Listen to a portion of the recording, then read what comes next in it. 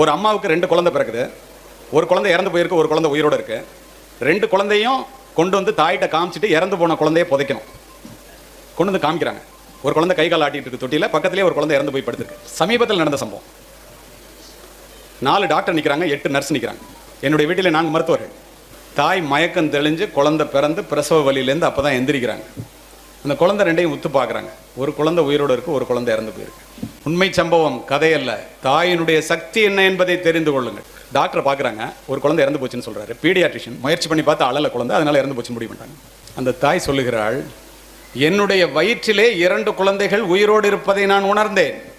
நீங்கள் மிகப்பெரிய மருத்துவர், சுகப்பிரசவம், எப்படி ஒரு குழந்தை இறக்க முடியும்? வாய்ப்பே இல்லை. இல்லைம்மா, எவ்வளோ முயற்சி பண்ணி பார்த்துட்டோம், முடியல.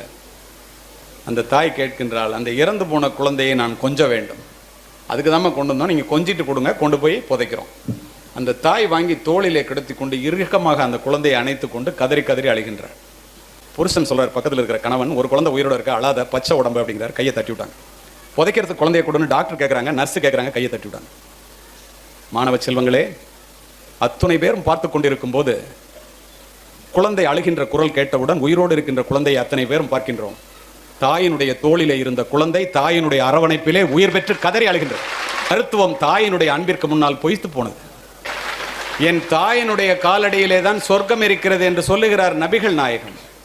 ஏன் அவ்வாறு சொல்லுகிறார் தெரியுமா?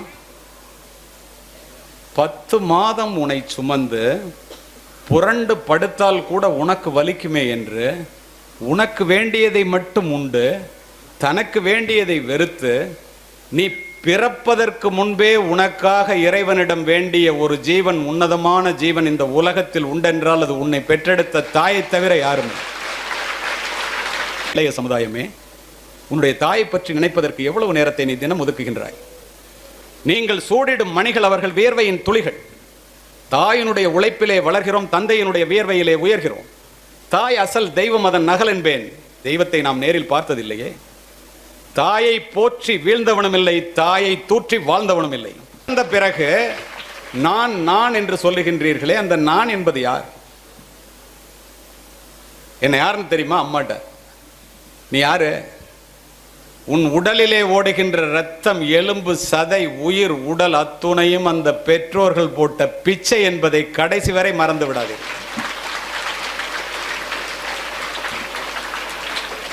ஓலை குடிசையிலே ஒழுகும் மழை நீரை குழந்தை மேல் படாமல் காப்பதற்காக ஒவ்வொரு தாயும் தன்னுடைய உடலை கூடாரமாக்குகிறாள். நீங்கள் நனைந்திருப்பீர்கள் மழை நீரால் அல்ல, தாயினுடைய கண்ணீரால். வீட்டிலே சோறு சூடாக இருந்தால் நீங்கள் சாப்பிடுவீர்கள். சோறு நன்றாக இருந்தால் உங்கள் அப்பாக்கள் சாப்பிடுவார்கள். சோறு மிச்சம் இருந்தால் மட்டுமே உன்னை பெற்ற அம்மா சாப்பிடுவார். நான் உலகம் முழுவதும் சென்று உரையாற்றுபவன். ஒரு மாதத்திற்கு 2 நாடுகளில் உரையாற்றுவதற்காக பயணிப்பவன். நான் பார்த்தது என்ன தெரியுமா? உலகத்திலேயே தனக்காக சொத்து சேர்க்காத அப்பாவும் தனக்காக சமைக்காத அம்மாவும் இந்தியாவை தவிர எந்த நாட்டிலும் இல்லை.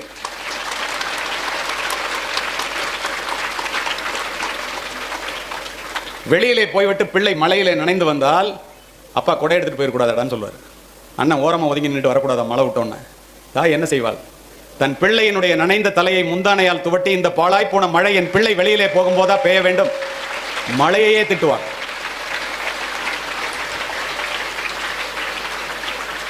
பூமிக்கு அடியிலே இருக்கின்ற நீரானது கிணற்றின் மூலம் முகம் காட்டுவதைப் போல, பசுவினுடைய உடலிலே இருக்கின்ற பாலானது மடிக்காம்பிலே சுரப்பதைப் போல, இறைவன் ஒவ்வொரு வீட்டிலும் தனித்தனியாக இருக்க முடியாது என்ற காரணத்தினால் தாயை படைத்தான். கோடிக்கணக்கான யூதர்களை கொன்று குவித்த ஹிட்லர் 2ஆம் உலகப் போருக்கு பின் தன்னைத்தானே சுட்டுக்கொண்டு தற்கொலை செய்து கொள்ள வேண்டும் என்று நினைத்த போது, மாணவ செல்வங்களே, தன் தாயினுடைய புகைப்படத்தை எடுத்து நெஞ்சிலே வைத்து மார்பிலே தழுவியபடி துப்பாக்கியால் சுட்டுக்கொண்டு இறந்து கிடந்தான். நீ உங்க அம்மா பாட்ட போய் கேள, உங்க அம்மாட்ட போய் கேளு. போனோன்னு வீட்டுக்கு, அம்மா உனக்கு என்னம்மா வேணும்னு. எனக்கா? நீ நல்லா படிச்சு பெரிய ஆளானா போதுண்டா கண்ணா, அதை தவிர எனக்கு வேறு ஒன்றும் வேண்டாம் என்று ஒற்றை வார்த்தையிலே முடித்துக் கொள்வார். வளர்ந்த பூமி, பட்டினத்தார், எல்லாவற்றையும் துறந்த துறவி, கோடிக்கணக்கான சொத்தை தூக்கி எறிஞ்சிட்டு துறவு கோலம் பூணும்போது மனைவி வந்து மறிக்கிறாங்க. உனக்கு ஈமக்கிரியை செய்யாமல் நான் சாக மாட்டேமா, உனக்கு கண்டிப்பாக நான் உனக்கு ஈமக்கிரியை செய்யாமல் அந்த ஊரை விட்டு போக மாட்டேன், பூம்புகாரை விட்டுங்கிறார். அப்படியே அந்த வார்த்தையை சொல்லி முடிக்கின்றேன். நிறைய பேர் கண்ணை துடைக்கிறீங்க, நான் பார்க்குறேன், நின்றுட்டு பேசுறதுல எனக்கு தெரியுது. தாயினுடைய பாசம் எல்லாருக்கும் அப்படித்தான். எது நெகிழ்வானதோ அதுவே மகிழ்வானது. தன் தாய் இறந்த செய்தியை கேட்டு சுடுகாட்டிற்கு ஓடி வந்த முற்றும் துறந்த துறவி பட்டினத்தார் தாயினுடைய உடலை பச்சை வாழை மட்டையிலே வைத்து எரித்து உருகி உருகி 10 பாடல்களை பாடினார். இதை நீங்கள் கேட்டிங்கன்னா தன்னுடைய தாயை வயதான காலத்திலே முதியோர் இல்லத்திலே எவனும் சேர்க்க மாட்டான். குறிப்பாக நீங்கள் முதியோர் இல்லங்களை மூடிவிடலாம். ஏன் அப்படி சொல்ல தெரியுமா?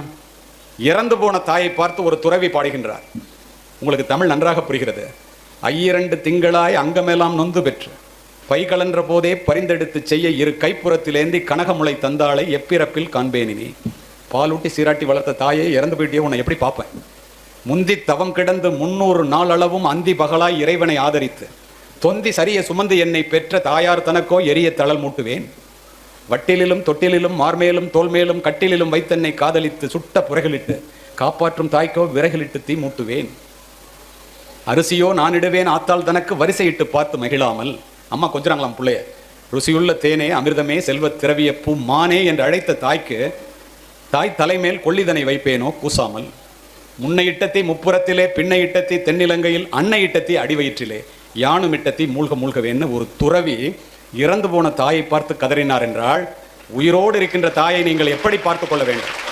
அமெரிக்காவில் ஒரு பையன் வேலை பார்க்குறான். அவனுக்கு வீட்டில் பொண்ணு பார்க்குறாங்க. அம்மா அப்பா டீச்சர். தன்னுடைய வாழ்க்கை பூரா அவனுக்காக ஒப்படைச்சாங்க. அவன் அங்கே இன்னொரு பொண்ணை லவ் பண்ணி கல்யாணம் பண்ணுறான். சொல்லி பார்க்குறாங்க, கேட்கல. தாயிட்ட பேசுறது குறையுது, தாயை பார்க்க வர்றது குறையுது. அப்பா அந்த ஏக்கத்திலே 2 பேரும் ஆசிரியர்கள். அந்த ஏக்கத்திலே படுத்துட்டாங்க. ஒரு புள்ள பார்க்கலேன்னு. அப்பா இறக்க போகிறாரு வாடா அப்படின்னு சொல்லி கூப்பிட்றாங்க, வரல. அப்பா இறந்து போயிட்டாரு. துறவி தாயை பார்த்து என்ன பாடு பாடினாருன்னு நம்ம சொன்னல. நிஜ வாழ்க்கை எப்படி இருக்கு பாருங்க. அமெரிக்காவிலேருந்து வரமாட்டேங்கிறான். அப்பா இறந்து போகிறாரு. படிக்க வச்ச சித்தப்பா பேசுகிறாரு, அப்பா இறந்து போயிட்டாரா, கொல்லி வைக்கிறதுக்கு வாடா. துறவிகளே கொல்லி வைக்கிறாங்க. 4 நாள் பாடியை வைங்க வர்றாங்க. 4 நாள் கழிச்சு வர்றான்.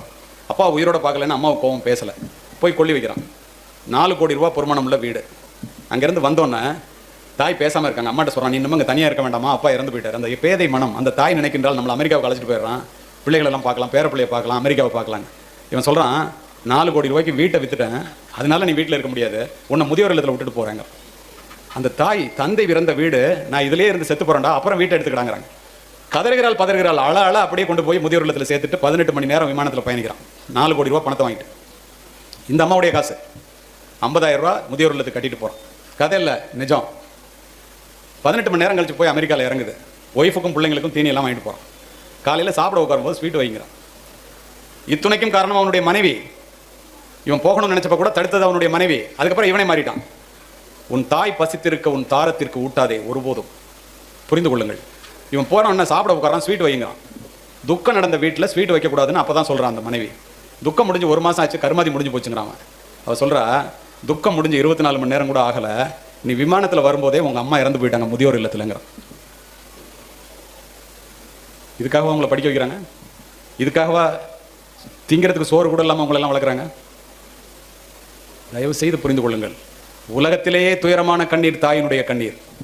தேடி சோறு நிதந்தின்று பல சின்ன சிறு கதைகள் பேசி மனம் வாடி துன்பமிக உழன்று பிறர் வாட பல செயல்கள் செய்து நரை கூடி கிளப்பருவம் எய்தி கொடும் கூற்றுக்கு இறையன பின் மாயும் பல வேடிக்கை மனிதரை போல் நான் வீழ்வேன் என்று நினைத்தாய் ஒம்பம் பாரதி.